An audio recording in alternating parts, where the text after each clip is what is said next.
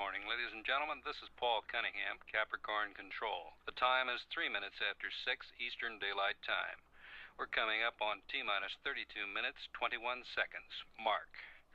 To facilitate the broadcast media, we will precede each announcement with a 5-second tone followed by a 1-second pause. Anyone who's not been furnished with a press kit can pick one up at the information trailer.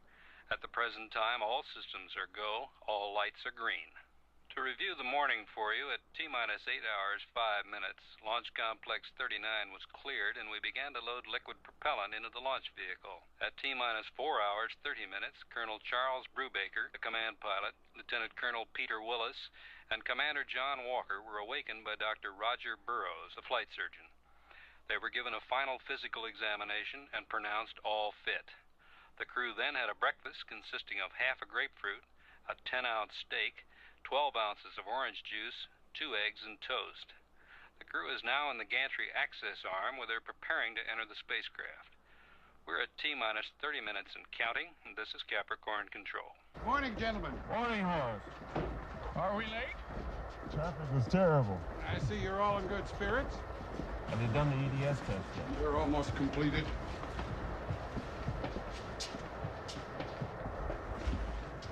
You want us to enter? In a moment. What's up? I'm not very good at things like this. I've known you, especially Colonel Brubaker, for some time. What you're about to do today, I've spent my life. I'd just like you to know that I feel that all I've ever worked for, it has meaning today, and I'm very proud. Proud of the program, and proud of what I've been able to contribute in some small way, and proud of you. I'd like for you to take this Bible with you. From me. From all of us. Why, Horace, I don't know what to say. Well, try saying nothing for a change. Horace. Thank you. We'd be honored to take this with us.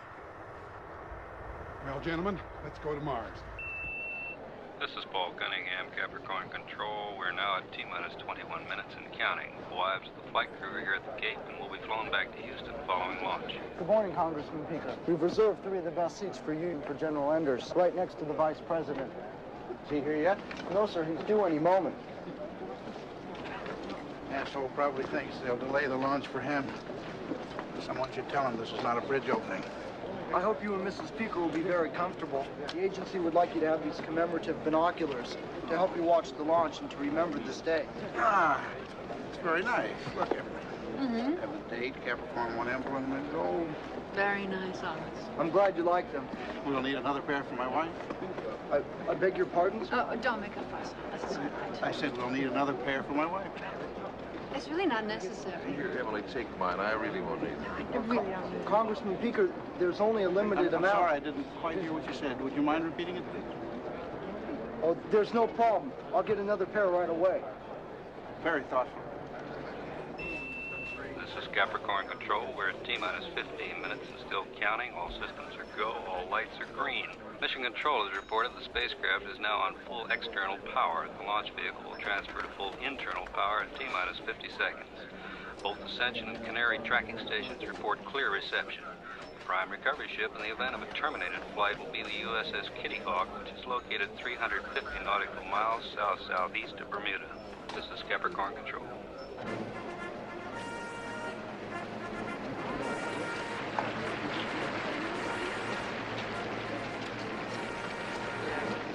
Hello, Emily. How are you?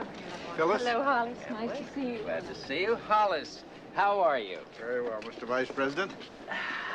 How is the President today? Oh, just fine, thank you, Hollis. And he asked me to personally express his regrets at being unable to attend this launch. However, there were some very pressing matters that needed his attention in Washington. Like getting reelected.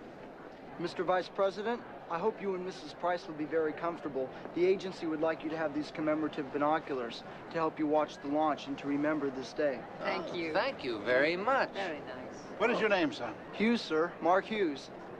You learned pretty quick. You'll do all right. Thank you, sir. We're at T-minus 10 minutes and counting. Stage 1 is green. Stage 2 is green. Stage 2 is green. Malfunction detect system on second panel. Roger, MDS on second panel. Capricorn One we confirm TARS and MDS. You are green on both. You are go for inertial guidance and ohms checks. Roger, Houston. Gentlemen, we're ready to close the hatch. Anybody want to get out? This is your last chance. Hey, Horace, is Mars the red one or the green one? I forgot. $24 billion to put crazy people into space. Keep us off the streets. Colonel Brubaker has reaffirmed the completion of the EDS test checks. Mission Control reports all systems are go, all lights are green. Dr. James Kellaway, director of the Manned Space Program, is in Houston at this moment. He is in full voice contact with the flight crew. Landing module OI shutdown. OI shutdown complete. Capricorn One, you should have full CM internal power. Roger, Houston, we have internal power. Vehicle final status check. Begin status check.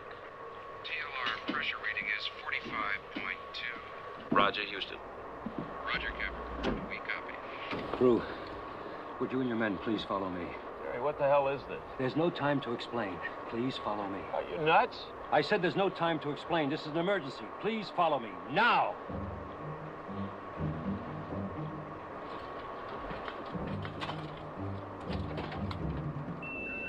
This is Paul Cunningham, Capricorn Control. The space vehicle final checks have been completed. The access arms are swinging into final retract position. The destruct systems are now fully armed. TLR pressure reading is 45.2. Roger, Houston, 45.2. The flight crew has completed the final launch vehicle range safety checks. In T-minus 50 seconds, the launch vehicle will be on full internal power. That begins the actual launch sequence. The weather's reported good, scattered clouds at 10,000 feet. All systems are go, all lights are green. We're at T-minus 3 minutes, 6 seconds, mark. The launch officer is given a go to begin the firing command automatic sequence. From now until T-minus 50 seconds, that system is preset. Initial stage thruster check is normal. Roger. We're coming up on T-minus 1 minute, 30 seconds. The final range safety checks are completed. The launch safety officer reports all systems are nominal, and we are go at this time. The launch escape tower is now fully armed. In the event of an abort, the tower will carry the command module away from the launch vehicle and will activate a system of drogue chutes at 10,000 feet. The flight crew reports all guidance and navigation systems are functioning properly. The range safety officer reports all tracking stations are operational. This is Capricorn Control.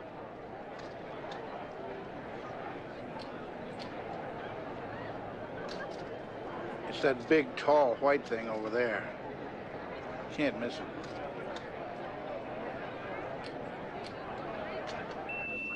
This is Paul Cunningham, Capricorn Control. We're at T-minus 1 minute and still counting.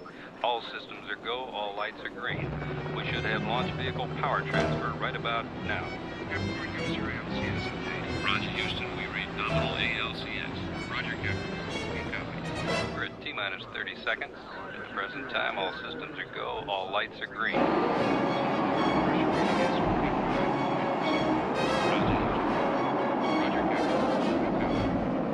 Colonel, we're going to be a little while. You and your men might be more comfortable than these.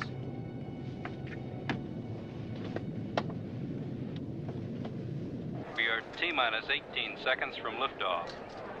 We're T-minus 15 seconds. T-minus 10 seconds. 9, 8. We have ignition. 6, 5. We have outboard engines. 3. We have inboard engines. 1, 0. We have a launch commit. We have a liftoff at 35 minutes after the hour. Roger. We are starting yaw. Engine roll program complete. The vehicle is on target, running smoothly. Looking good, Capricorn. We're coming up on T-plus 40 seconds. Staging should be in the next 30 seconds. Outboard cutoff should be in 10 seconds. Obico, Capricorn. Roger, Houston. We have outboard cutoff. Obico at T-plus 2 minutes, 29 seconds. We're go for staging. You are go for staging, Capricorn. Roger, Houston. 5, 4, 3, 2, 1. We read staging. We copy. We have separation. It's confirmed. We have separation at T-plus 2 minutes, 43 seconds. S2 ignition. We have S2. We have second stage ignition, S2 ignition at T-plus 2 minutes, 46 seconds. The vehicle is 47 miles downrange, altitude 43 miles, velocity 6,100 miles per hour. Mr. Vice President, please give my regards to the President. Oh, yes, I'll be very happy to do that, Hollis. I hope that whatever problems he found so important not to be here today, I hope he has considerable success with them. Well, that's really very sporting of you, Hollis. I'm sure the President will be very pleased to learn of your support. The President would get considerable more of my humble support if he would only be a little more helpful with this program here. Now, Hollis, you know the President is most interested in this program. I am most interested in a lot of things, including my wife's bridge game. That is not the same as supporting something. Hollis, there are a number of people who feel that we have problems right here on Earth that merit our attention before we spend billions of dollars on outer space. There are a number of people who feel that there are no more pressing problems in our declining position in world leadership. It was wonderful seeing you again, Hollis.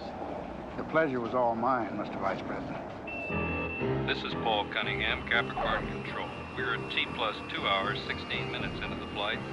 The spacecraft is now in an elliptical orbit with an apogee of 141 nautical miles and a perigee of 122 nautical miles. Mission Control reports full voice contact with the flight crew.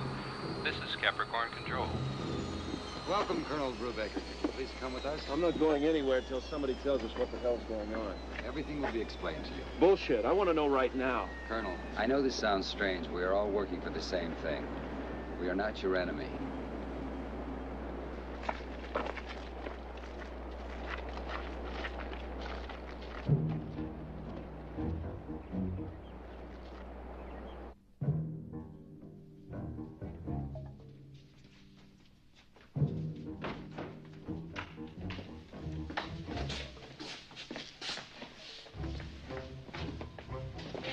Please wait here.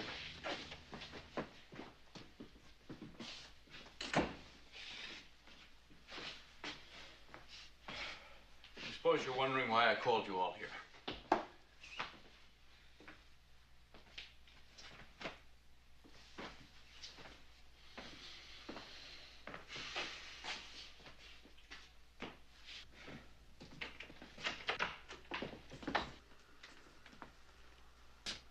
Good morning. Hi there, Dr. Calloway. Nice to see you. A funny thing happened on the way to Mars.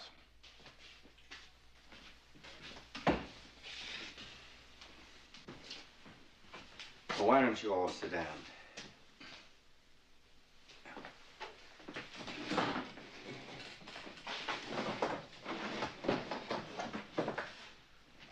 Okay. Here it is. I have to start by saying that if there was any other way, if there was even the slight chance of another alternative, I would give anything not to be here with you now. Anything. Brew, how long have we known each other? 16 years. That's how long. 16 years. You should have seen yourself then. You looked like you just walked out of a Wheaties box. And me, all sweaty palmed and deadly serious. I told everybody about this dream I had of conquering the new frontier, and they all looked at me like I was nuts. You looked at me and said yes. I remember when you told me Kay was pregnant. We went out and got crocked. I remember when Charles was born. We went out and got crocked again. The two of us, Captain Terrific and the Mad Doctor, talking about reaching the stars, and the bartender telling us maybe we'd had enough. 16 years. And then Armstrong stepped out on the moon, and we cried. We were so proud. Willis, you and Walker, you came in about then, both bright and talented wise asses. Looked at me in my wash and wear shirt, carrying on this hot love affair with my slide rule. And even you were caught up in what we'd done. I remember when Glenn made his first orbit in Mercury. They put up television sets in Grand Central Station, and tens of thousands of people missed their trains to watch. You know, when Apollo 17 landed on the moon, people were calling up the networks and bitching because reruns of I Love Lucy were canceled.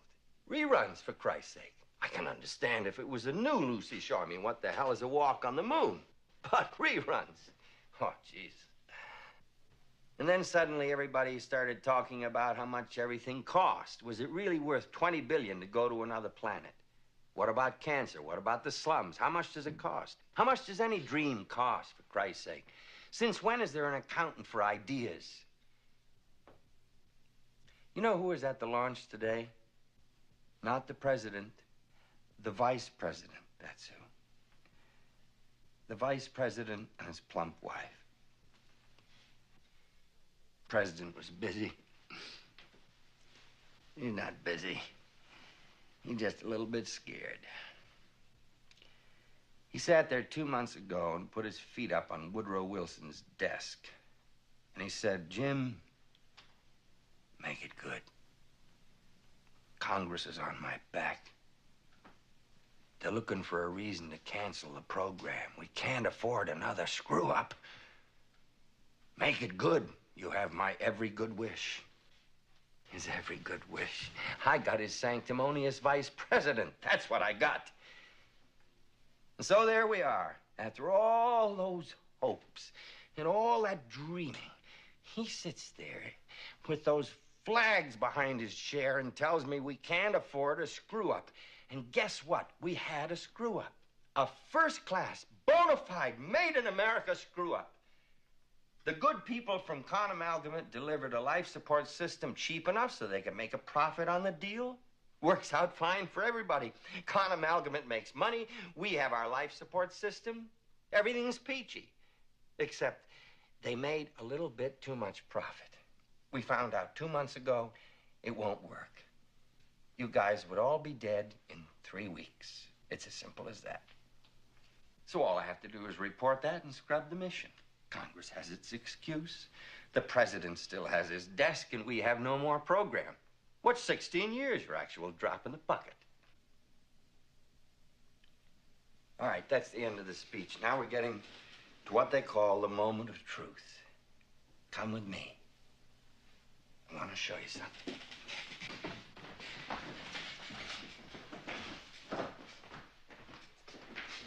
Roger, Houston. TMI burn time will be 5 minutes, 45 seconds. Roger, Capricorn.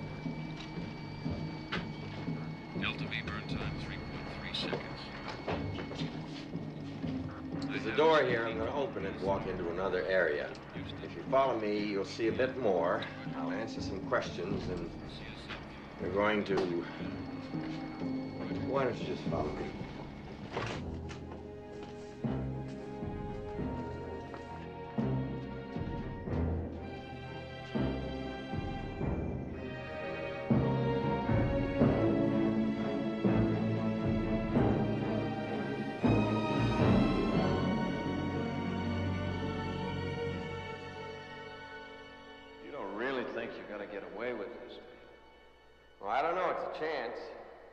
Not a very good one, but it's a chance. Who knows about this? Almost nobody. Houston is monitoring the actual flight.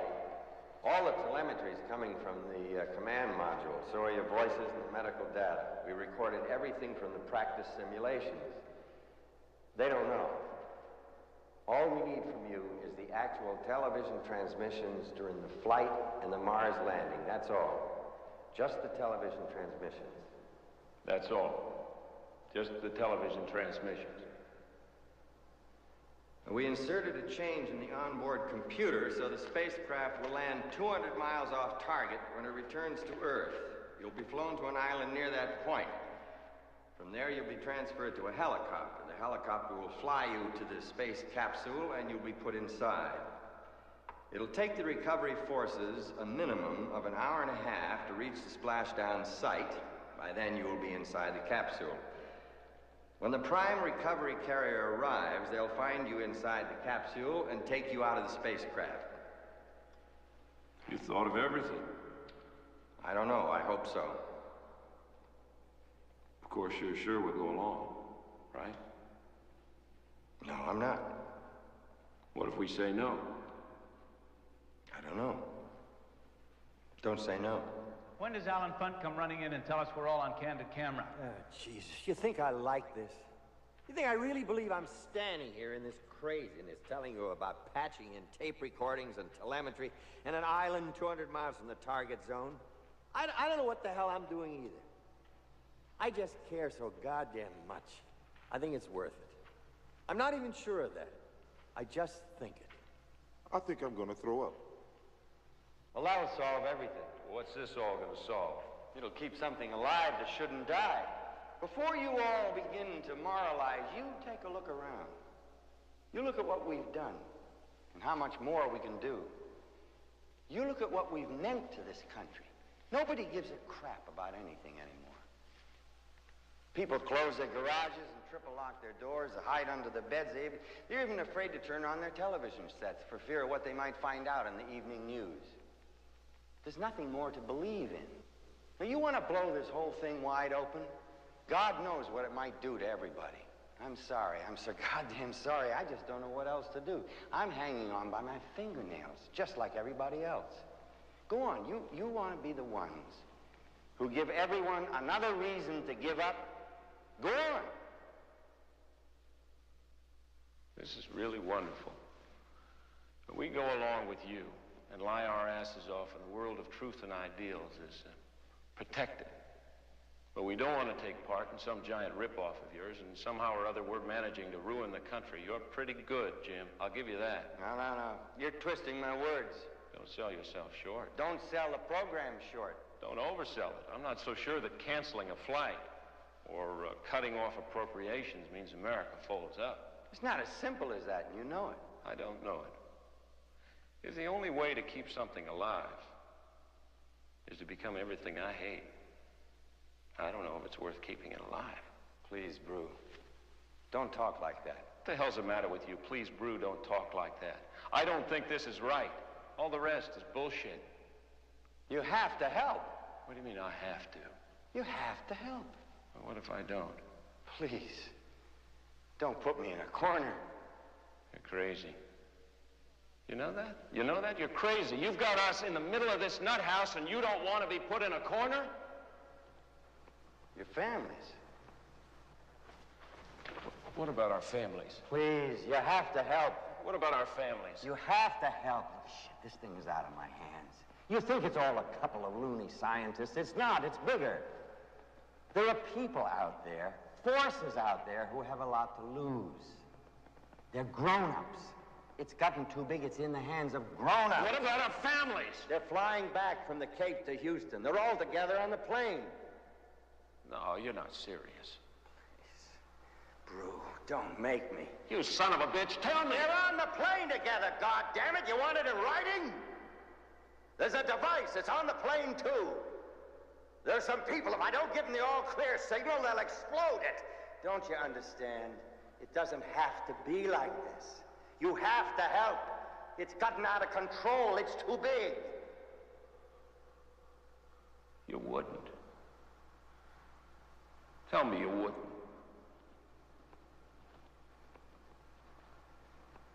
I can't tell you that, Brew.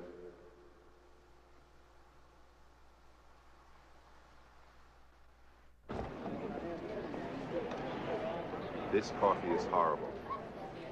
It's not that bad. It is. It's that bad. Don't drink it. I'm always unwrapping things.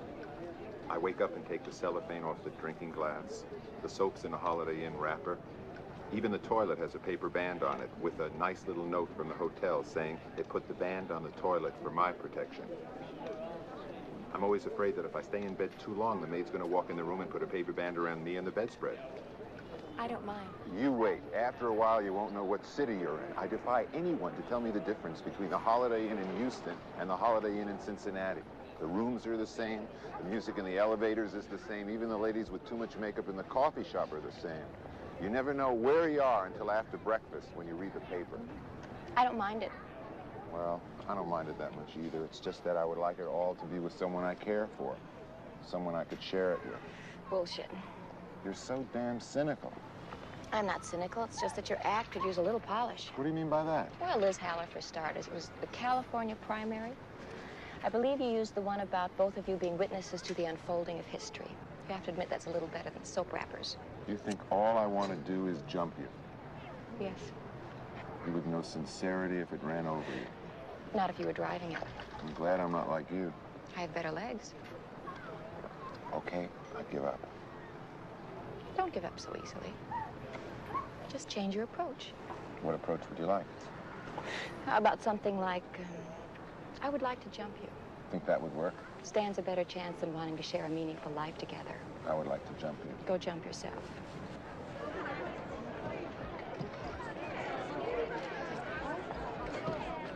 Hello. I'm sorry that you have to wait outside the house all day like this.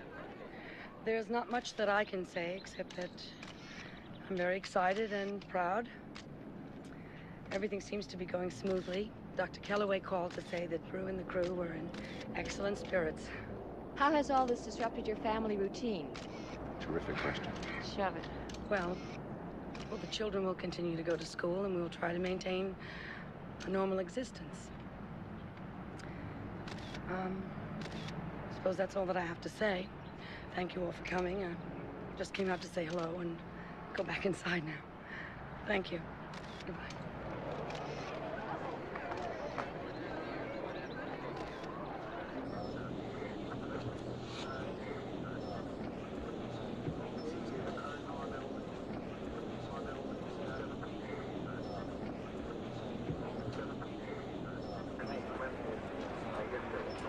Dr. Bergen. Yes, Elliot. I wonder if I could talk to you for a moment. What is it? Well, there's something. I have a problem, sir. Oh, are you feeling all right? Oh, yes, sir. It's the readout. What about the readout? Well, I just can't figure something out. Well, perhaps I can be of some help. Well, I hope so. See, I ran a check on the transmission on my own on the signals. On your own? Yes, sir. I like your dedication. The readout. The television signals are coming in ahead of the spacecraft signals. It's like they're closer or something, much closer. No, that's not possible. There must be some malfunction in your equipment. Well, I don't think so, Dr. Bergen. You see, I double-checked that console. Which console are you on? The 36, sir. Well, that's the answer. We've been having some problems with the circuitry on 36. We've had trouble with it before. I'll make sure it's repaired, and thank you for bringing the problem to my attention. You show initiative. I like that.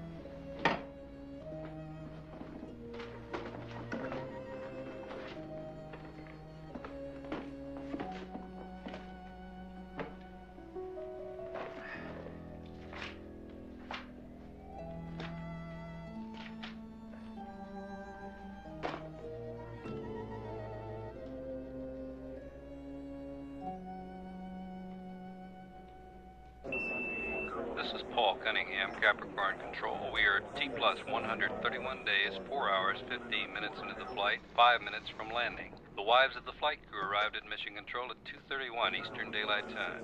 In just a few minutes, we should be receiving a signal from the spacecraft. It's important to know that it takes 21 minutes for the signal from Mars to reach Earth. We have no way of communicating with Capricorn One, and what we will see actually happened 21 minutes ago. This is Capricorn Control. We're getting something now. We are changing to a secondary frequency. Houston, this is Capricorn One. CM-LM separation was nominal. I have CM visual contact with the port window. Delta V burn time 3.3 seconds. 3.3 seconds burn is correct. We should be hearing from the CM soon. Houston, this is Just Capricorn wait. CM. I see the LM. 5 minutes after the landing, that asshole Price will be calling to tell me how pleased the president is. If our data is correct, their altitude is 2.2 miles, pitch angle 20 degrees, vertical descent 44.6 feet per second. We have passed locator. Altitude 950 feet. Looking good. 15 seconds. 15 seconds. 10 seconds. 10 seconds. 9, 8, 7, 6, 5, 4, 3, 2, 1, 0. Houston, this is Capricorn One. We have landed.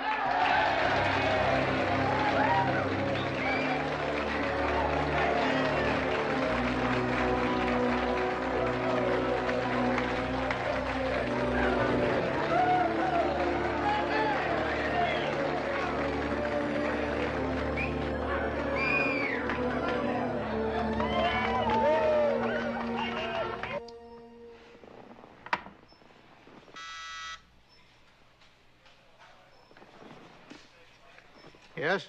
Vice President Price on the line. Hello? Hello, Mr. Vice President.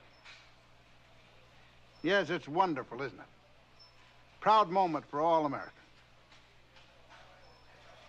You can tell the President that's very gracious of him. I appreciate it, I really do. Thank you. And my very best to your lovely wife. Yes. Goodbye. Asshole.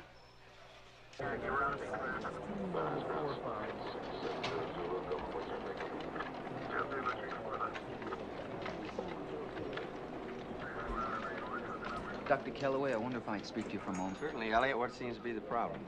Well, I just can't figure something out, sir. What is that? Well, I'm not exactly sure, but it's in the readout. I spoke to Dr. Bergen about it a long time ago, and he said it was in the console. I'd like you to take a look at it. What console are you on? Telemetry's a 36. Oh, yes, Dr. Bergen told me about that. We had that console repaired. I know, sir. It's just I keep on having the same readouts. What readout? Well, sir, I ran a program on my own just to check something, and the readout's different. You ran your own program? Yes, sir. And, I don't think it's the console. Well, we'll have it shut down, and I'll see that it's serviced. Thank you, Elliot, for bringing the matter to my attention. You're welcome, sir.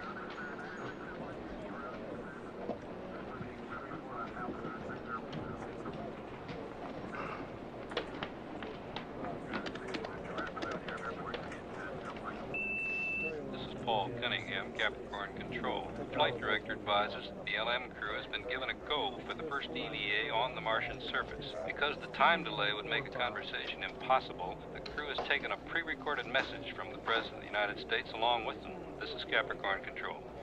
Houston, we are activating the camera. Roger, Capricorn. Houston, you should have a picture now. We have a pretty good picture now. Houston, I am out of the hatch. I'm on the ladder. Houston, the suit is functioning. The ladder is steady. I am 3 steps from the bottom. I'm 2 steps from the bottom. Houston, I'm on the bottom step. Houston, I am going to set foot on the surface. Ready, slow-mo. I take this step in the journey of peace for all mankind. Hey! Slow-mo.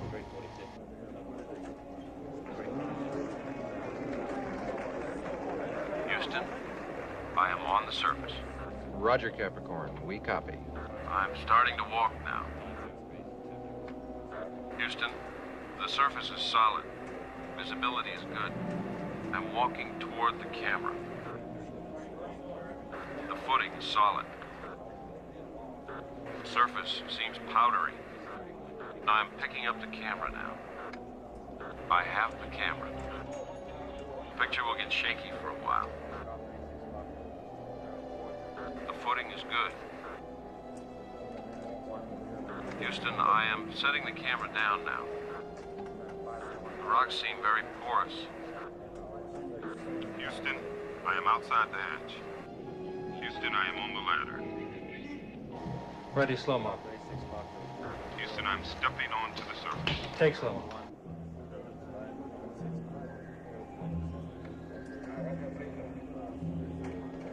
Houston, I am on the surface. We are going to set the flag on the surface. We do not claim this planet in the name of America. We claim it in the name of all the people of the planet Earth. We hope that our visit will increase the understanding of the human race. Walker should be activating the tape soon with the pre-recorded message from the President. Houston, I am starting the tape. To the men of Capricorn One, I bring you greetings from your fellow Americans and all of the citizens of the world. You are so far away. It takes light more than 20 minutes to reach you from here. One could say not only light, one could say time. You are in another time from us, the future, we will never be the same. For this moment, more than any moment in our history, has made all of the people in the world realize that we are part of a planet that is part of a system, that is part of a universe. We are a small, energetic species, capable of pettiness, yet capable of brilliance. We know how bad we can be. Now you, the men of Capricorn One, have shown us how wonderful we can be by showing us how high we can reach. You have crossed the last great frontier, and you have shown us what we are. People of different colors and religions and ideologies, however, a single people. You are the basic truth in us. You are the reality. We will never let you down, and we will always be grateful.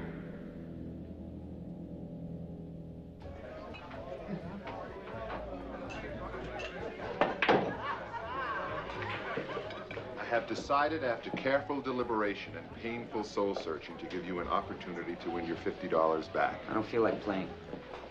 8 ball, $5 a game. I don't feel like it. $10 a game. Serious? So am I. I'll even let you break. How much more serious can a person be? You're drunk. I knew there was a reason I was feeling this good. I need a drink. Underneath that wash and wear shirt, you have some heart. It may be sanforized, but it's a heart. Marty?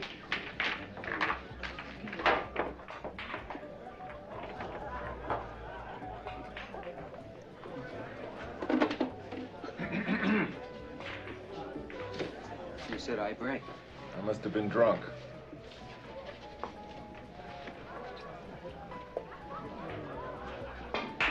Hard day at the office, do you? I want to talk about it. Did you break your slide rule? I'm not really sure. I ran a check on my own on the transmission signals. The numbers came up screwy, so I told Dr. Bergen about it. It was like he was pissed at me for running a check. He said it must be a console malfunctioning, so I told Dr. Calloway about it. He said the same thing. Big deal. What did you expect, a merit badge? I guess so. They must know what they're doing. Those numbers couldn't have been right anyway. No way. Well, if you know the numbers couldn't have been right, why the hell are you so upset? It was the way they reacted. No double check or anything. They looked at me like I was a kid and offered me a cookie. What were the numbers? Have to admit it is ridiculous. Good, let's play pool.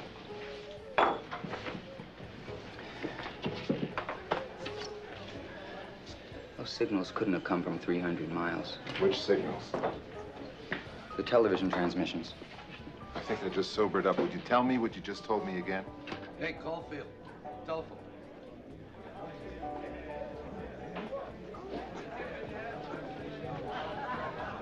Hello. Yes, this is Caulfield. What? I'm sorry, you'll have to speak more clearly. I think we have a bad connection or something. I can't hear you. Who? I don't understand what you want. Look, if you call the assignment desk, they'll be glad to send someone over to cover that for you. Yes, ask for the assignment desk.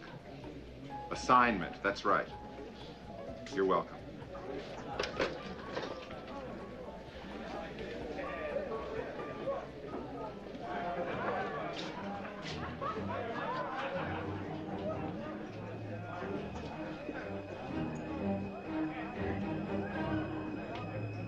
Anybody hungry? No. Oh, the marvels of American science. Here we are, millions of miles from Earth. We can still send out for pizza. I'm not going to do it. Not gonna do what? Tomorrow, I'm not going to sit in this thing and talk to my wife and tell her everything's going fine. I'm not going to do it. I tried. I get two little kids with big bright eyes. And I used to tell them their daddy was going to make them proud of him. Like he was of them. And now I got to go home. I got to kiss them and I got to look in their eyes and tell them I really did this. I don't know. Maybe that's better than going home and telling them I really didn't do it. I wish I knew what was right. I really don't. We've been sitting around here for months, telling their lies for them. And I don't want to do it anymore. Okay, so we're going to blow the whole thing tomorrow on national TV. Then what have we done? We'd screw up a lot of people's dinners. We've already screwed ourselves. Okay, so what do we accomplish by screwing everybody else? He's got a point there, you know. We went along with this because of you. You and our families. Now you want to go out in some terrific blaze of glory, and we get pulverized in the process. And our families.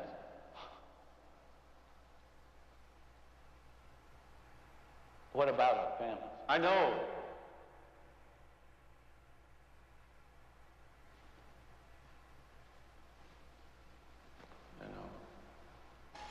Shit. That's the best thing I've heard anybody say in 3 weeks. What's the best thing?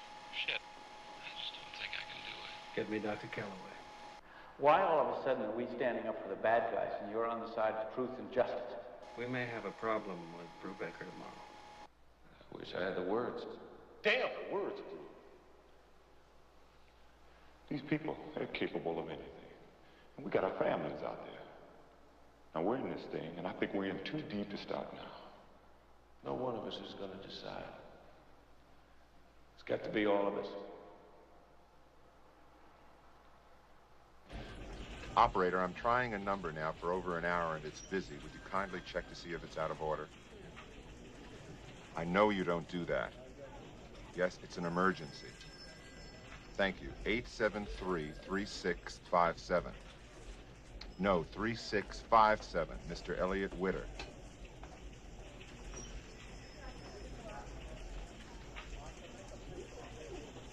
Out of order? Thank you very much, Officer. This is Paul Cunningham, Capricorn Control. We're at T plus 223 days, 6 hours, 32 minutes. All systems are go, all lights are green. We're awaiting the start of the final television transmissions from the command module on its return to Earth. This transmission is specifically a conversation between the crew and their wives. This is the first time the crew has been close enough to Earth to make normal conversation feasible. This is Capricorn Control. Capricorn One, this is Houston. Capricorn One, this is Houston. Roger, Houston. This is Capricorn One. Houston, do you have a picture? Roger, Capricorn, we have a picture. We have 3 anxious ladies here who would like to talk to you. Roger, Houston. We sure like to talk to them. Okay, go ahead, but keep it short. Remember, this is long distance. Jack? Jack, it's Betty. Hey, Betty, how are you? You look fine. Thank you. You know, we can't see you up here, but you sure sound terrific. I miss you. So do the kids. Thank you. I miss them too, more than you all know. Peter? It's Sharon. Told you never to call me here. Are you feeling well? Feeling very well. How's Sandy? She's got the part of Wendy in her school play. They're doing Peter Pan. That's terrific. You sound so close. It's hard to believe you really are that far away in space. It's hard for me to believe it, too. Bru, Hello, King. we're all so proud of you. Can you hear me, Bru? Yes? I'm not sure, Brubaker. Keep watching. Bru, I have a surprise for you. What? I said I have a surprise for you. What is it? Charles wrote a composition in school, and he won an award. May I read it to you? Bru, can you hear me? Yes, please read it to me. It doesn't look good. Do you want me to cut the transmission? Not until I tell you. My Father, by Charles Brubaker, Jr. My father is far away from me now. He is flying to Mars. I miss him very much. I always miss him when he goes away.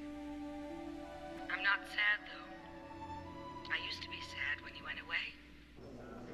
One day he told me something. He said that people can't live only for themselves. He said that he was trying to do something that would be good for everybody. I know that is what he is doing now.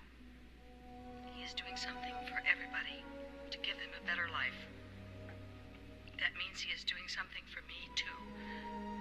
So even though he is far away, he is thinking about me and I am with him. That is why I'm not sad. That is why I'm so proud of my dad. And I love him so much. Kate? What is it? There's something I want to say.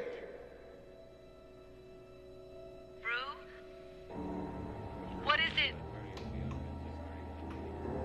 Until I tell you. I know this hasn't been easy for you and the kids. I want you to know I love you. Tell Charles. Thanks for the composition, please. I will. When I get back, I'm gonna take him to Yosemite again. Like last summer.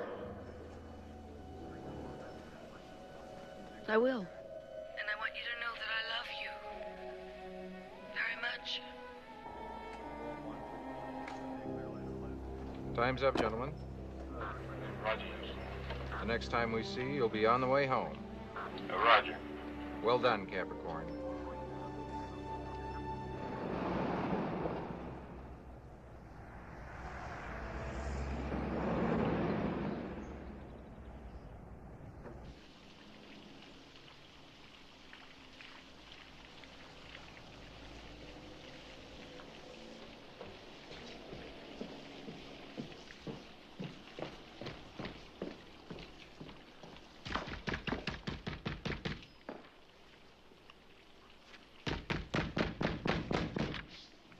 Yes? Is Witter in? Tell him it's Caulfield. Who? Witter, Elliot Witter. There's no one here by that name. You must have the wrong apartment. Well, this is apartment 228, isn't it? Yeah. Oh, you probably have the wrong building. You know, they all sort of look alike. Yeah, that's right. This is 4311 Claridge, isn't it? Yeah, it is. Elliot Witter lives at 4311 Claridge in apartment 228. Is this a joke? Look, I've been here a million times. Elliot's a friend of mine, and he lives in this apartment. Look, Mr. Whoever you are, I'm cleaning an oven. It's my oven. It's in my kitchen, in my apartment. Now, if you don't mind, I'd like to get back to it. Wait a minute, just wait. Look, I'm not a crazy person, and I'm not a mugger. I'm looking for my friend, and he lives in this apartment. I swear it. Would you get your foot out of my door? I'm going to call the police. Now, I don't think this is funny anymore. Wait, I can prove I've been here before. I know this apartment.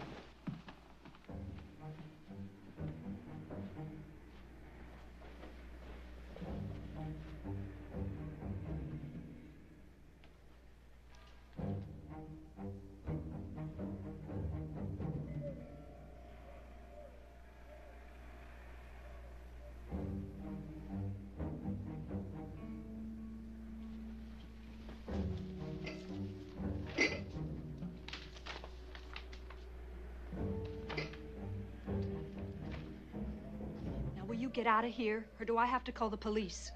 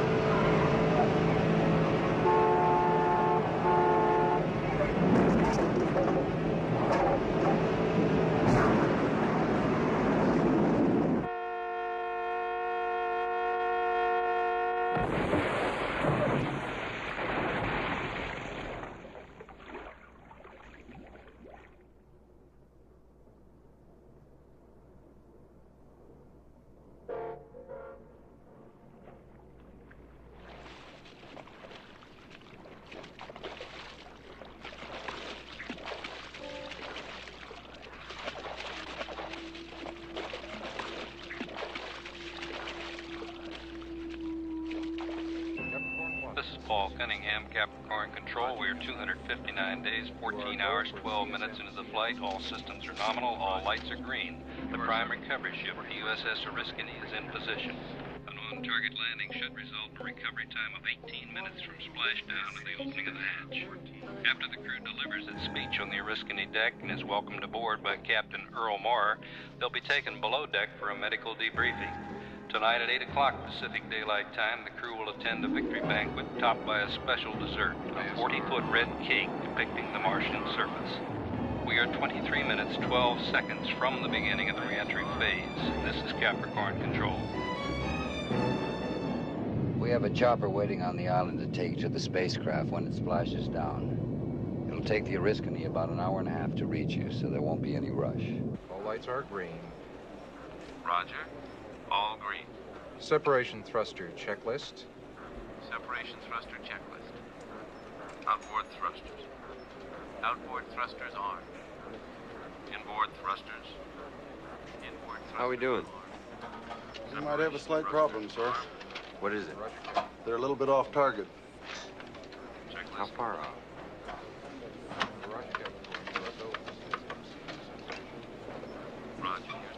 As much as 200 miles. That far? It could take up to an hour and a half for the recovery forces to reach them. Roger. Keep me posted. Yes, sir. 6, 5, 4, 3, 2. Capricorn One, this is Houston. Capricorn One, we show red on the heat shield. Do you copy? Capricorn One, this is Houston. We show red on the heat shield. Do you read? Capricorn One, this is Houston. Capricorn One, this is Houston. We show red on the heat shield. Do you copy? Capricorn One, this is Houston. Capricorn One, we show red on the heat shield. Do you copy? Capricorn One, Dr. this Calloway? is Houston. Capricorn One, this is Houston. Do you read? Capricorn One, this is Houston. Capricorn One, we show red on the heat shield. Do you copy? Capricorn One, this is Houston. Capricorn One, this is Houston. Capricorn 1, this is Houston. Capricorn 1, this is Houston. Capricorn, we show a red light on the heat shield. Do you copy? Capricorn One, this is Houston. This is Paul Cunningham, Capricorn Control. We are advised that there appears to be a malfunction. We do not know what the problem is. We will keep you advised. This is Capricorn Control. Charles, take Sandy and go inside. Mom, what? Charles, go inside now. Charles, I said right now.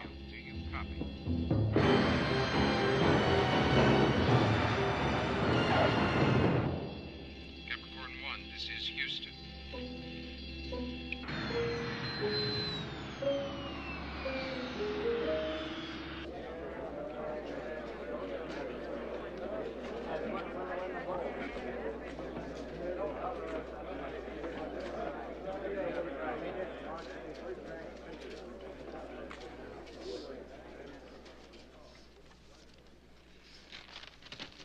Ladies and gentlemen, I have a brief statement, and then I will answer your questions.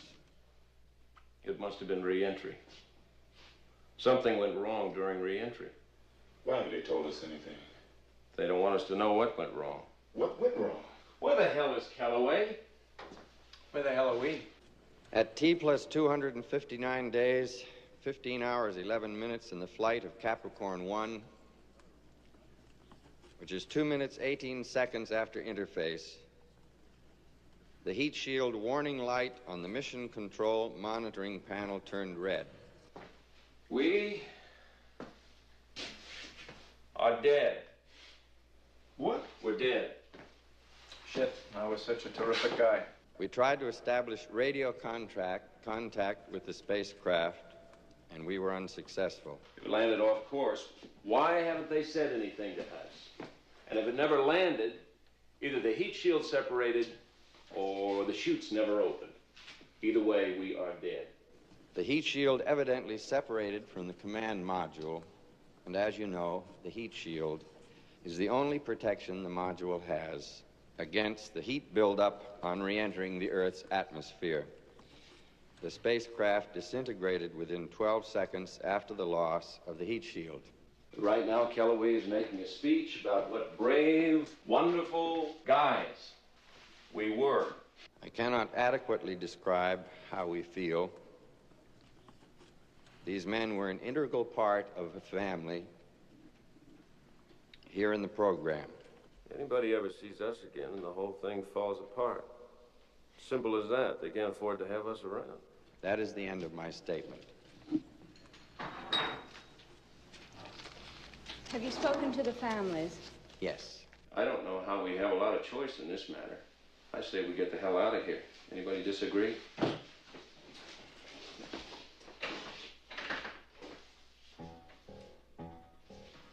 When was the last time the heat shield was checked?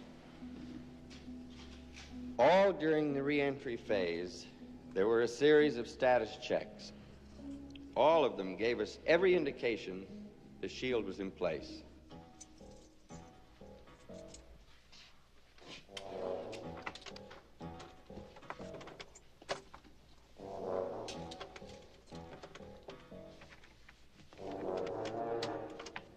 No, I have not spoken to the president yet, but I'm sure I will very soon. I'd like to say that the president has been a constant source of encouragement to all of us in the program. This mission meant as much to him as it did to us.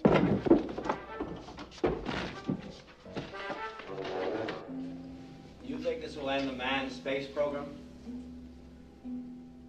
I don't know. You can't reach that far without stumbling somewhere along the way. That doesn't mean that your goal isn't worthwhile. So many people have given so much. In 1967, we had the Apollo 1 fire.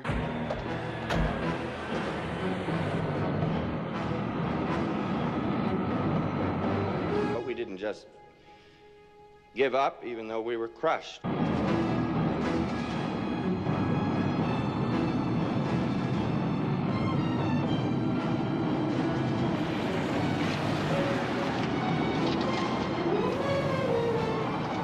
We went on as they would have wanted us to.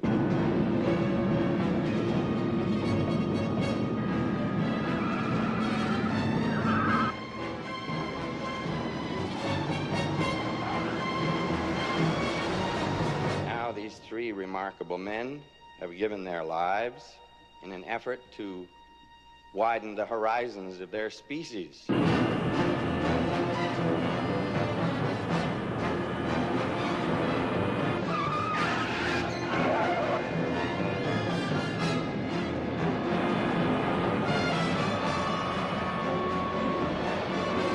died striving for a goal.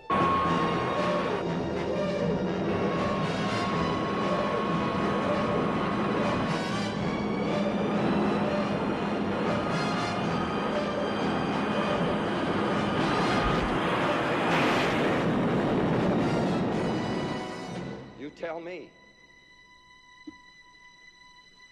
I ask you, I ask all of you here, you be the ones to tell me, how could we best serve these men? By giving up on their dream? By saying that it was all for nothing?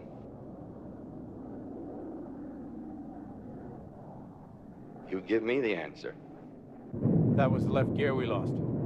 See if you can retract the other one. Have you any idea where we are? No. Which direction are we headed? West. Once we hit the coast, we'll go north. All we've got to do is get to any city, any place there are people. A newspaper, a television station, any place we can show up and be seen, then it's over. I'm not sure it's exactly over. Our families, our kids, they think we're dead. I wonder. When we show up, when everybody finds out, I wonder if they'll be happy. Maybe it'd be better for them if we were dead.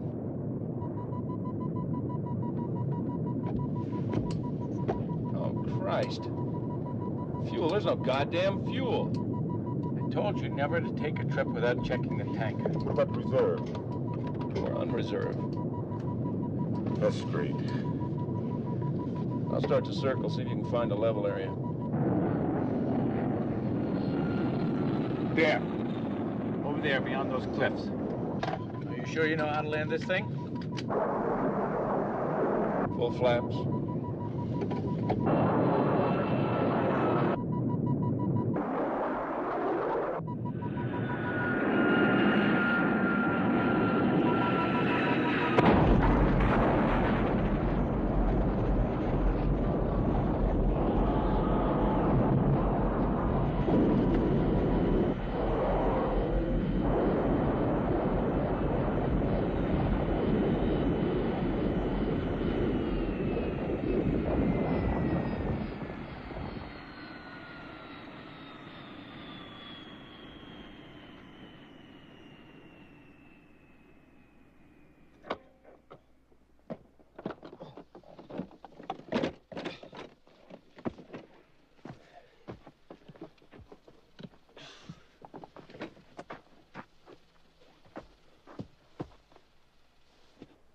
I think we're on Mars.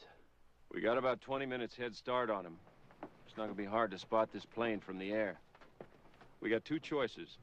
Either we stick together or we split up and go in different directions. Hey, I just found a survival kit in here. A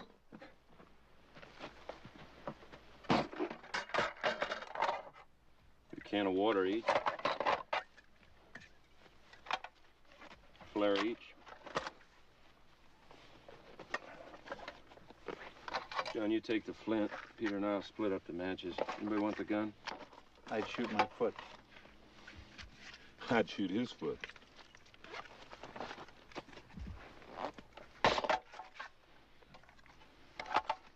You take the knife. Remember, if any of us gets caught, or he can't make it, shoot off a flare, so the others will know. I'll continue west. John, you go north. Peter, you go south. We came from the east, so we know that's the wrong way. There's not a lot of time. There's too much to say, so let's go. If any of us makes it. Well. I ever tell you the one about the guy who had a job giving enemas to elephants and... Thanks.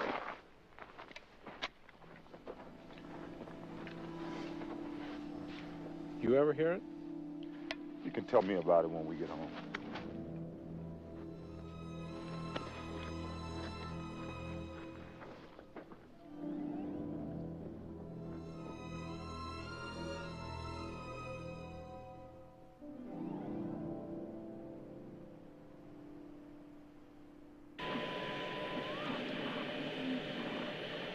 Tell Charles, thank you for the conversation.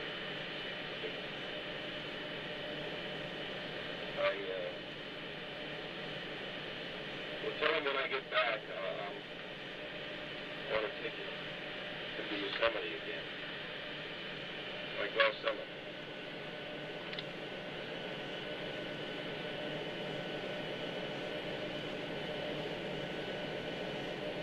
I will. Right there. Run it again. Like last summer.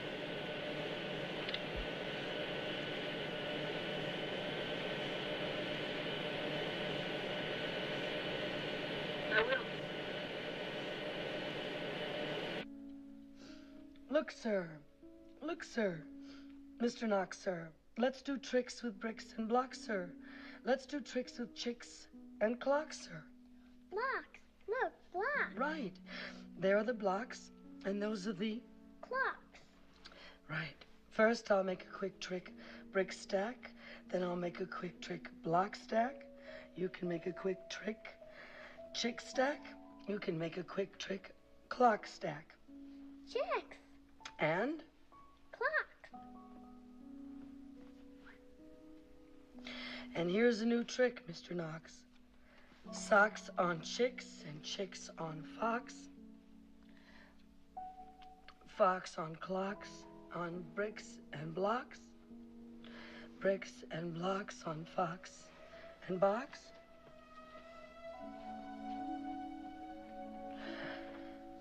Now we come to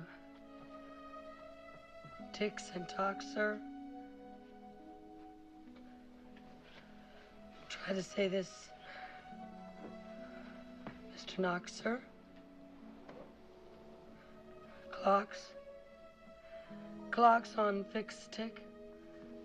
Clocks on Knox talk. Clocks. Clocks. Clocks. Right, Sandy. Very good. 6. Sick. Bricks. Tick.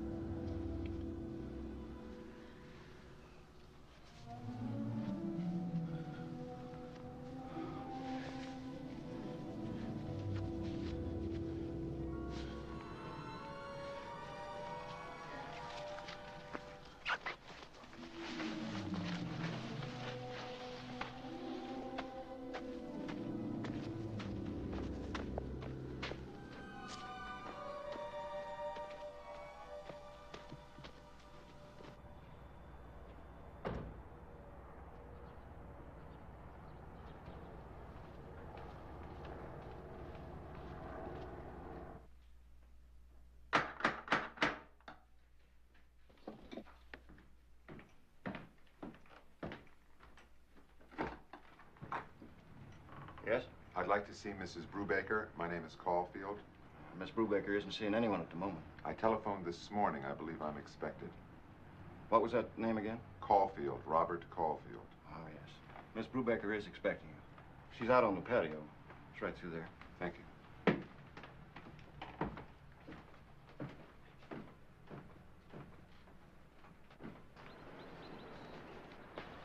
Mrs. Brubaker. Mr. Caulfield.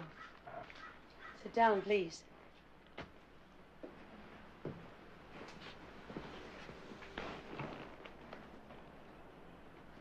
Mrs. Brubaker, first of all, I'd like to say I'm really sorry. Everyone is I know, so... and I appreciate it. Please don't be too uncomfortable with me. I don't know that I could put up with that right now. I understand that you think you're interrupting me, and you are, but I welcome the interruption. You called and said it was something important. What is it? Mrs. Brubaker, it may not be important to you. I'm looking for something that may be important to me. It's personal. You're a reporter, aren't you? Yes, as I told you, I'm not looking for an interview. I would like to ask you a few questions about the last time you spoke with your husband after the landing. What about it?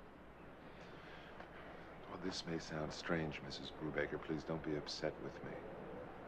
Just before the conversation ended, Colonel Brubaker said to you something about going on a vacation, and your reaction was, it was like you didn't understand what he was saying. Why would you want to know about that? Well, as I told you, it's something personal. It's personal to me, too. Please, I'm not trying to embarrass you or anyone else. Why would any of this be your business? Please, trust me. Why? You ask really good questions.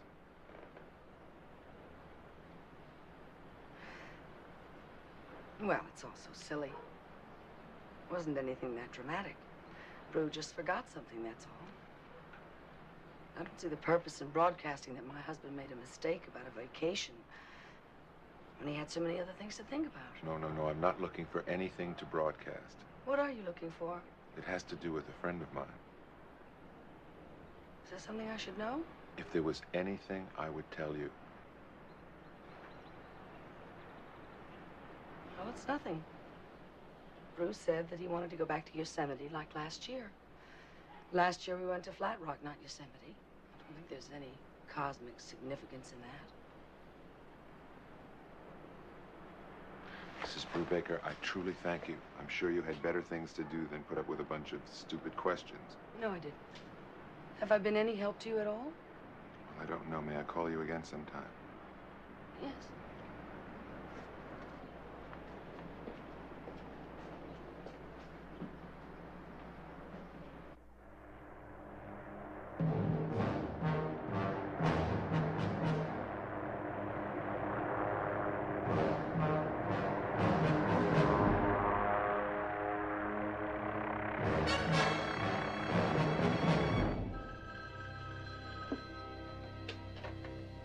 Yes.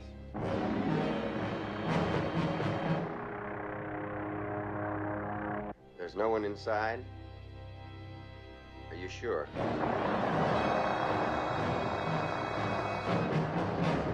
Get more personnel. They can't go too far on foot.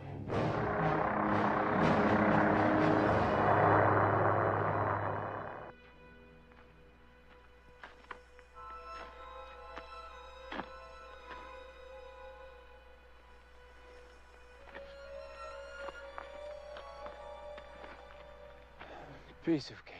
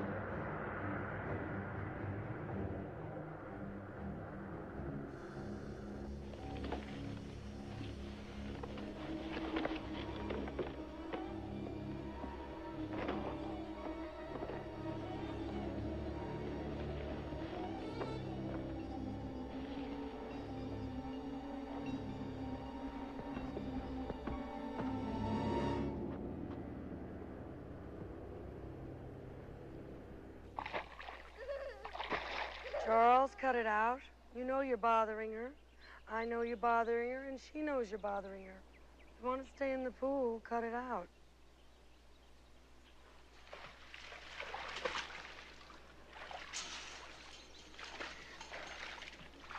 Hi, Uncle Jim. Oh, there, Charles.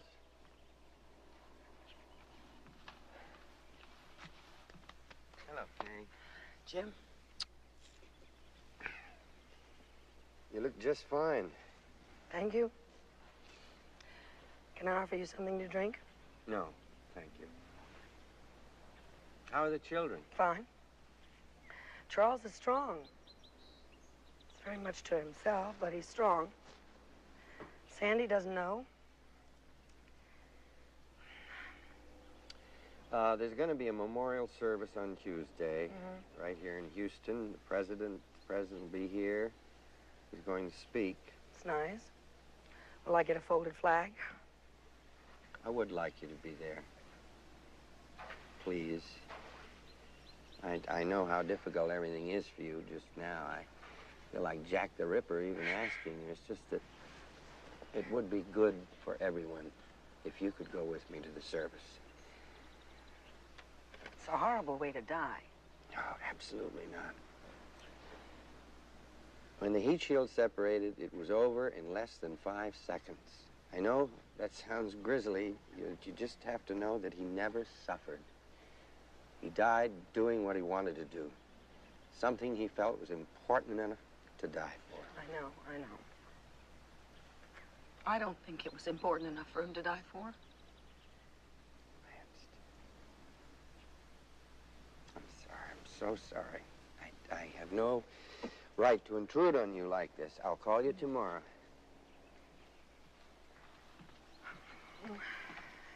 Jim, I'll go.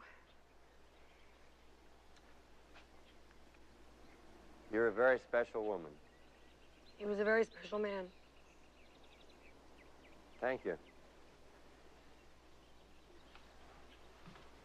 Hey, Uncle Jim? Yeah. My dad went to Mars. Yes, he did.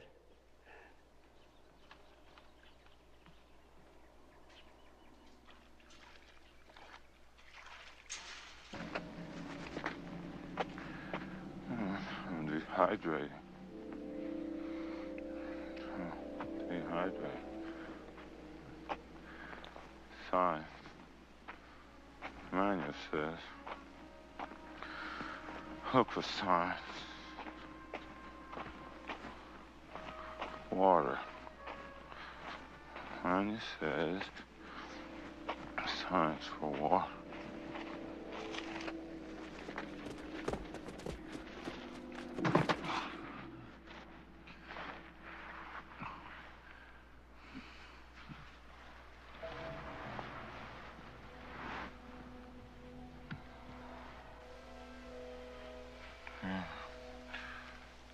Dry riverbed. Signs. Bending river. Lower side.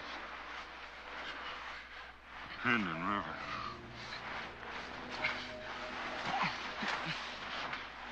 It's just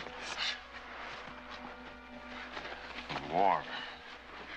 The river bend at the bottom.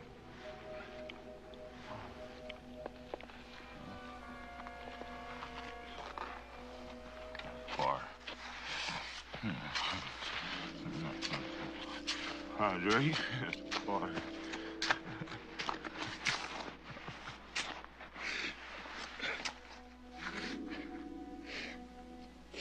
Elizabeth, there's no water. There's no water. I don't want to die.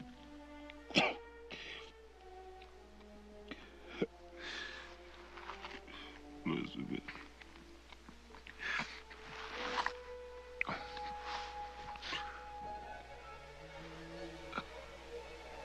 Birds. Elizabeth. Birds. To get the birds.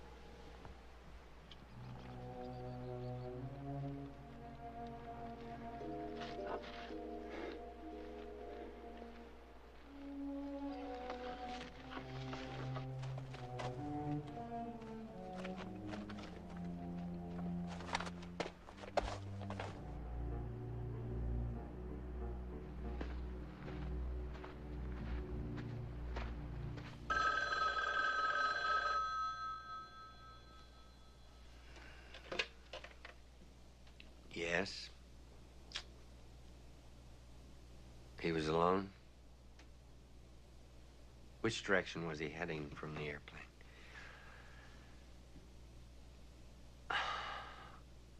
Look south and west only. Call everybody off north and east. The other two are south and west. Hello again. Hello again. Can I offer you something to drink? Yes, thank you. What would you like?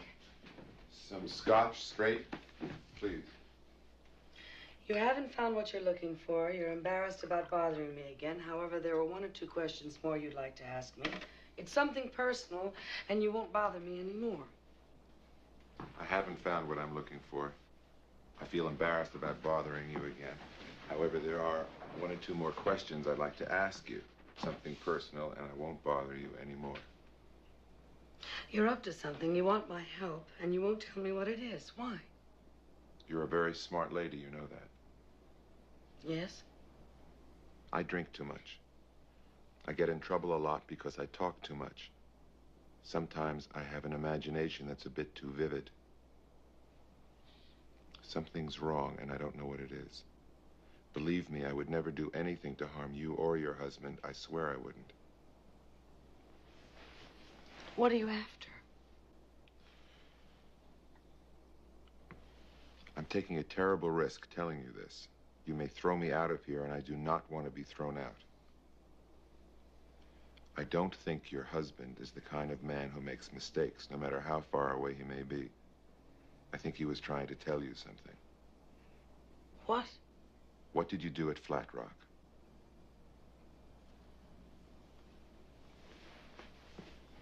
Nothing much. We came home after one day because Charles got sick. What'd you do that one day? I don't remember. We took a tour of the town. They have those tours. And I don't remember. We took some home movies. Do you have them? Yes. May I see them? Yes. They were making a movie the day we were there. Brew got a big kick out of it. He never knew it took so much time to just do one simple scene. Charles loved that one. He wasn't in the greatest mood, though. He didn't know it, but he was sick. Brew was fascinated with the detail. He couldn't get over how something so fake could look so real. He kept on saying that with that kind of technology, you could convince people of almost anything. There's this guy, see? He takes a trip to Europe.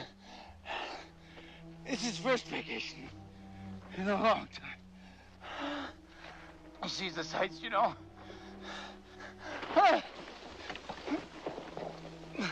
He has a real good time. Anyway, after a while, he decides to call home. He gets his brother on the phone, and the guy says to his brother, "How's everything at home?" And his brother says,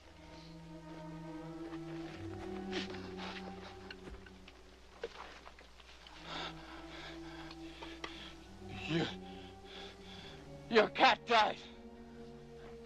And the guy says to his brother, "You shouldn't tell me bad news like that. You should break it to me gently. You know, like, you should say something like, the cat crawled out on the roof and chasing the squirrel. And got stuck. We had to call the fire department. And when they finally got there, the fireman crawled out. He grabbed the cat, but on the way down, he slipped, and the cat fell to the ground. Ah! Ah!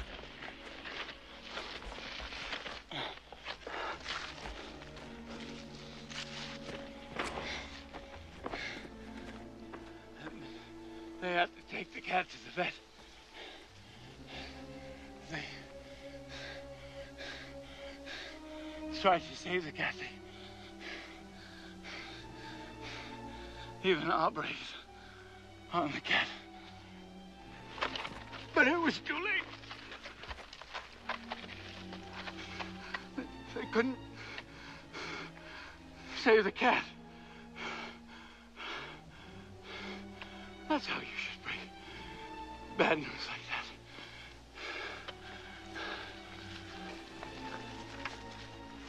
So the guy says to his brother,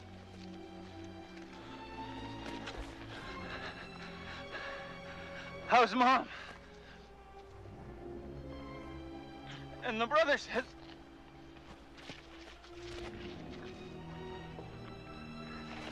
she's on the roof.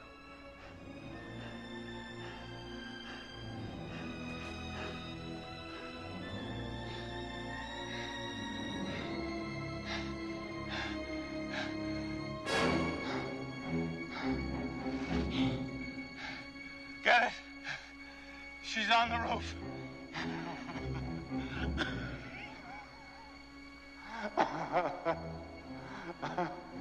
She's on the roof. Got it.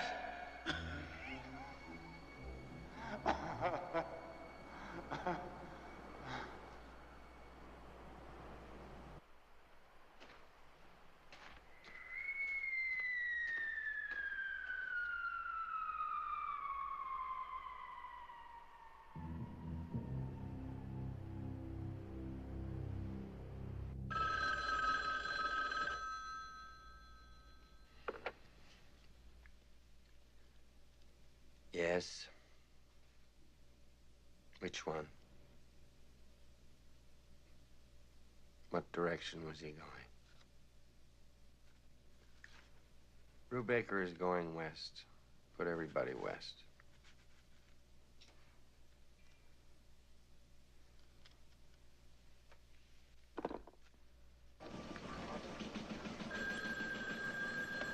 Caulfield. Right now? Okay.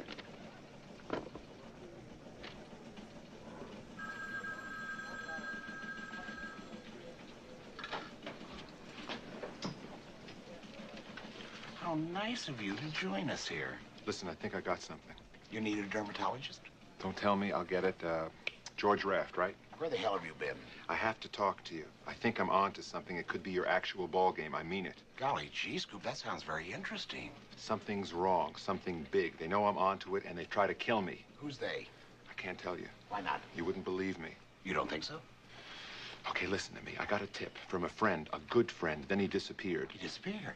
Like he never existed. There's some lady living in his apartment. His apartment is all different. She said she's been living there for more than a year. I checked the building rental office. They have receipts from her for more than a year. I checked NASA personnel. They have no record that my friend ever worked there. They say they never even heard of him. So this friend of yours who works at NASA gives you a tip and then he disappears. And it turns out that he never lived in his apartment. He never worked at NASA. And this is the guy that gave you the tip on your cosmic scoop, and you think I won't believe you? My car. Someone tampered with my car. The one you decided to go swimming with? They did something to it. I couldn't stop it. Can you prove that? The police said, they said that nothing was wrong. And you think I won't believe you? Somebody took a shot at me. When? Yesterday. Thank God I've got an alibi. I'm telling you the truth. Listen to me. And listen good.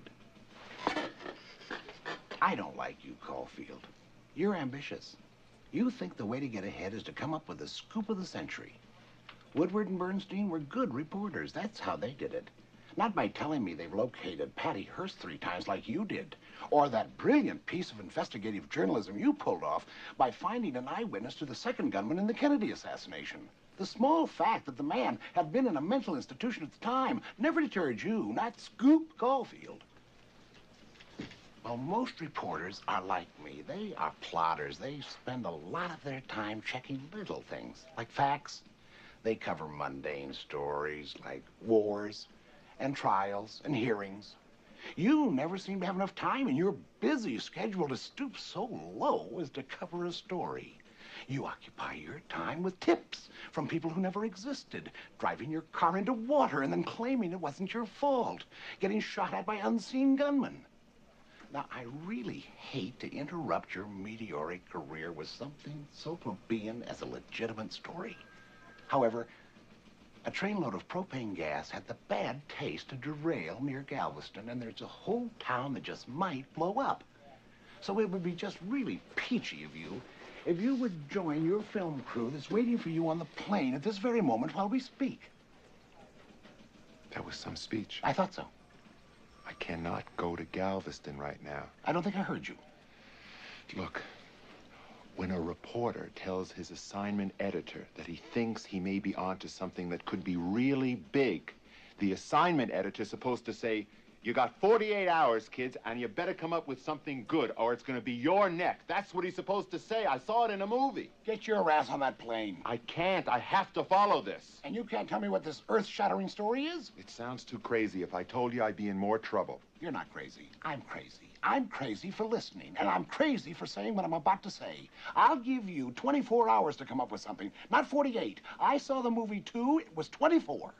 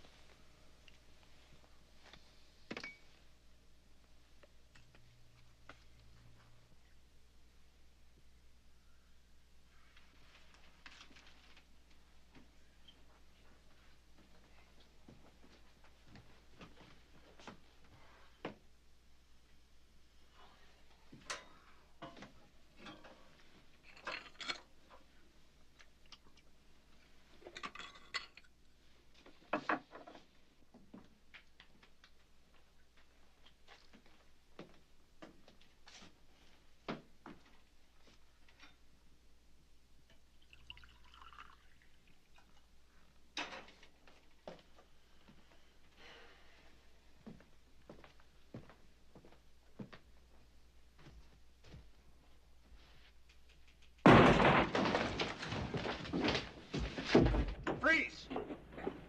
I'm not moving an inch. Robert Caulfield? Yeah, who the hell are you? Federal agents. We have a warrant to search your apartment. You have a warrant? What for? Just don't move. I promise. Just tell me what this is all about. Hey, come here. Look at this. Could you come with me, please, Mr. Caulfield?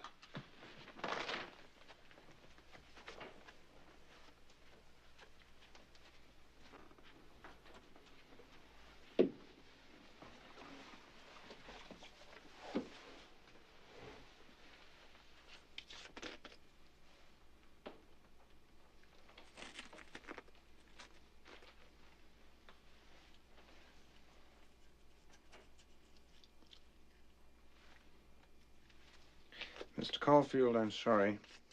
However, you're under arrest for possession of cocaine. I don't believe it. I don't believe it. You guys put it there. You know you did. You have the right to remain silent.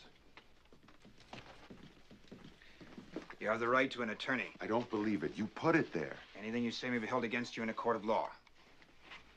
You're part of all this. You mothers. Ow, that hurts.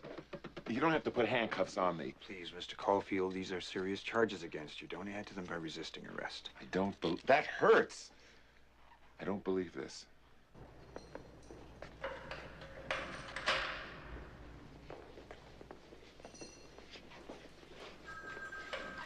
Well, hello there, Caulfield. So nice to see you. It's at this point that Alan Hill says to Richard Conte...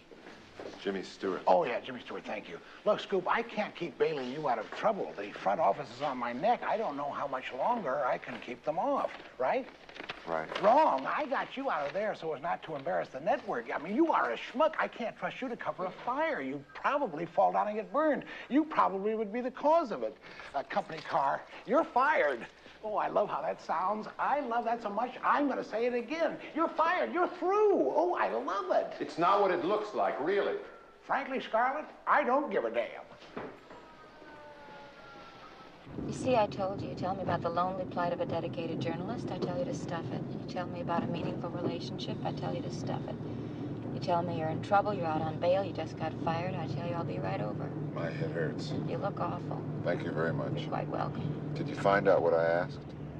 1 o'clock in the morning, I get a call from an unemployed junkie to find out all of the military installations in a 300-mile radius around Houston, Texas. You certainly have a way with words. Did you find out? Yes, and it wasn't easy. It took exhaustive research. Well, I'm proud of you. How many? 1. White Bluff. It's a SAC base. My father used to be stationed there. That's exhaustive research? At 1 o'clock in the morning, you call your father. That's exhaustive. White Bluff, that's too big. Too big for what? Too big for what I want. What do you want? I'm thinking of enlisting. They'll never take you. That's why I'm thinking of enlisting. You're on a story, aren't you? I was fired. You're on a story, and I'm helping you. This can't be happening. I really appreciate that. The only reason I'm doing it, considering your track record, whatever story you're on will turn out to be garbage. You shouldn't mince words.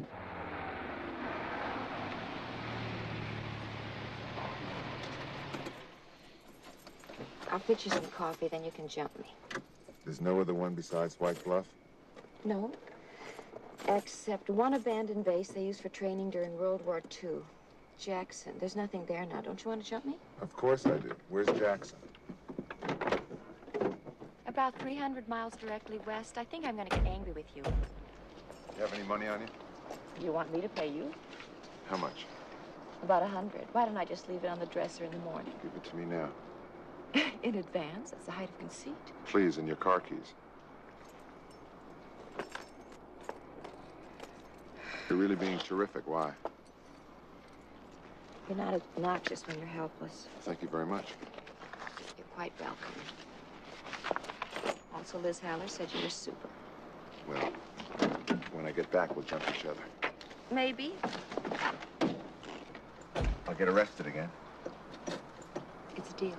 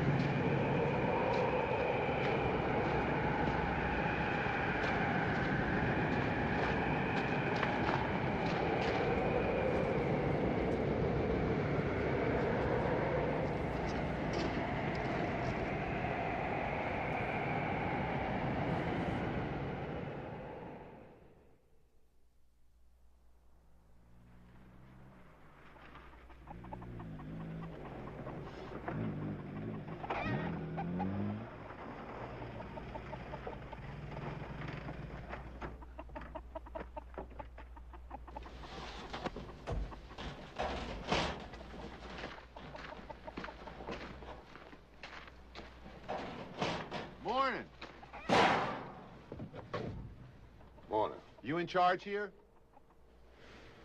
See that sign there? Yes. Well, read it.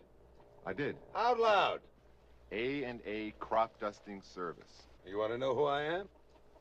I bet you're one of the A's. But which one? I bet you can't answer that question, smart ass. First one. Wrong. Can I have one more guess? You got it. The second one. Wrong. I'm both of them. A&A. My name is Albane. Now, I got a son. You know, the other A was for him. But he don't like to fly. He became a lawyer. I think he's a pervert, so I took the A away from him. You want to speak to somebody in charge? You're speaking to both of them. My name is Caulfield. Hey, I can't help that. Mr. Albane, how much do you charge to dust the field? $25. I'd like to hire your plane. That'd be $100. You said you charged $25. $25 to dust the field, but you ain't got no field because you ain't no farmer, which means you ain't poor, and I think you're a pervert. Okay, 100. 125. What? Because you said yes to 100 too quick, which means you can afford 125.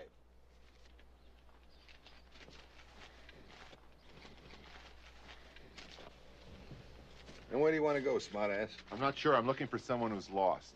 Your money.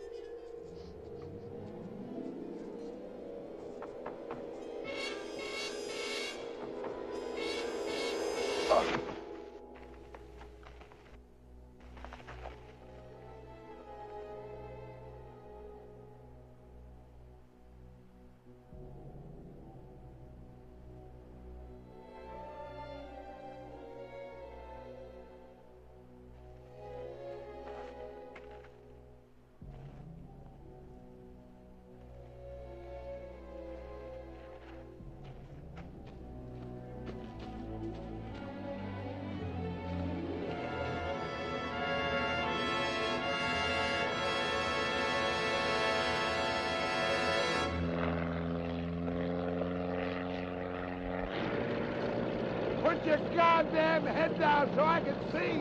Why didn't you sit in front? You know how to fly? No. Then I gotta sit back, and you gotta put your goddamn head down, smartass.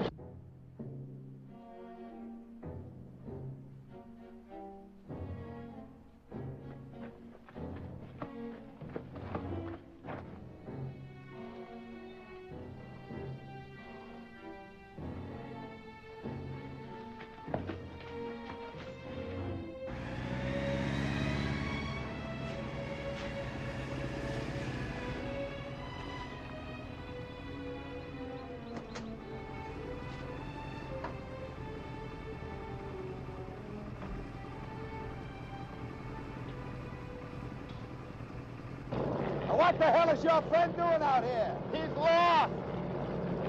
He robbed a bank or something? No. Well, I get a third. What? We find him, I get a third of the loot. Now keep your goddamn head down.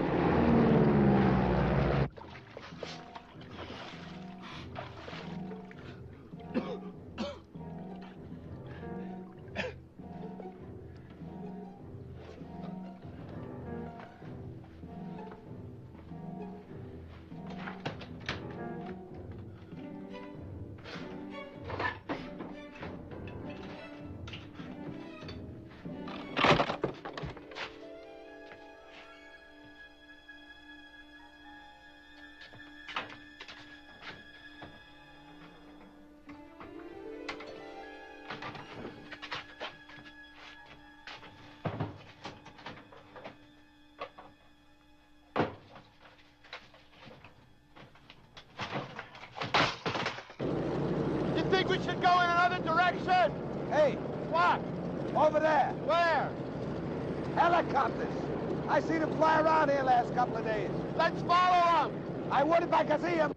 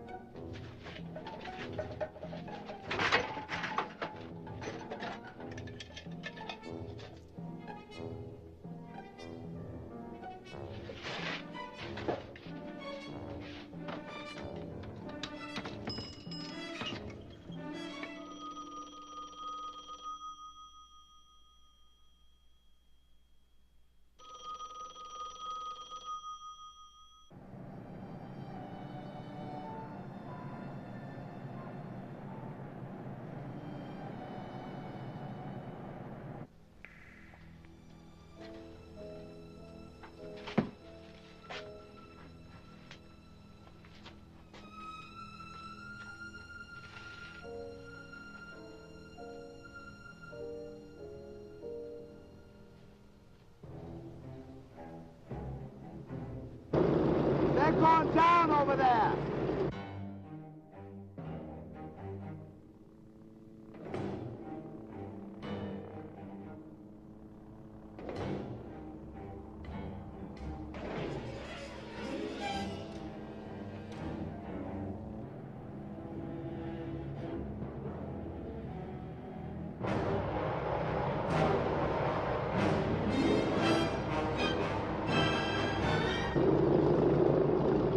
He must be in there.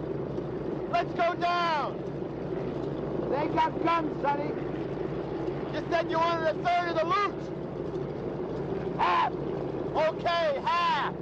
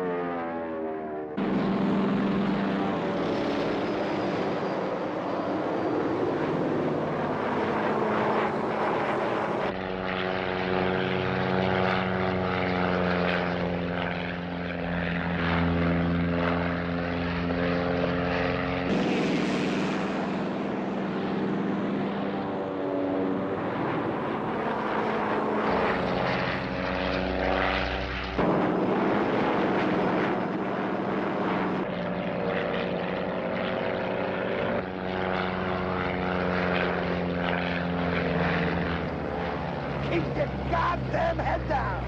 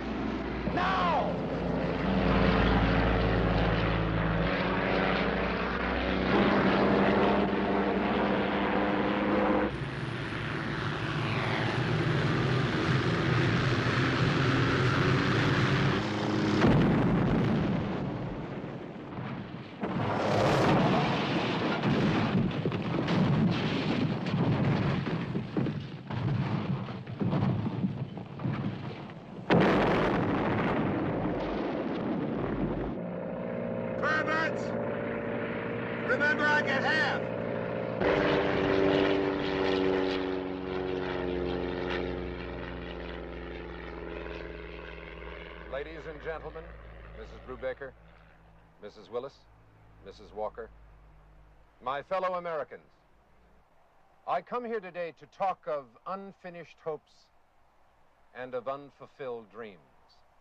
Charles Brubaker, Peter Willis, and John Walker left this earth for their dream a little more than 8 months ago. They were never able to return to us. Their dream was able to grow and flourish because of the support of millions of citizens all across America. At a time when cynicism was a national epidemic, they gave us something to take pride in. It is a dream that should not be allowed to die.